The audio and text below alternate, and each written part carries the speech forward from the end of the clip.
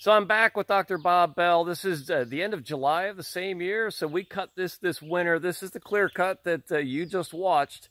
And I'm going to get an update from Dr. Bell. So what are we looking at, Bob? This is 6 months or so past when we cut. So we have maybe 3 months of growth. Some of the stuff is starting to come in. These are called mineral stumps. Dr. Marcus Lashley out of Mississippi State University named these. Basically, you can see the deer are browsing all of the leaves off of this little maple that's trying to regenerate. And the nutritional value in that is incredibly high. They claim as high as soybeans. So this tree was flush cut, and then it put a bunch of growth into that this spring, and now the deer are browsing on that. Here's another one here, and you can see there's hardly any leaves on that. The deer have nipped and browsed all this off. That's a little ash tree. Here's another maple that they've browsed on. So even with only 3 months of growth, this is already providing nutrition and browse for deer. Much more nutrition than they had prior to the cutting. And then what will this cutting look like a year from now?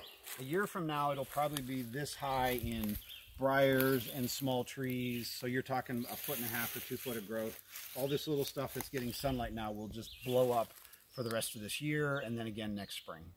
All right. There'll be more browse here, probably a large amount more, 3 times, 4 times, 5 times more of the browse that was here before the cutting. Okay.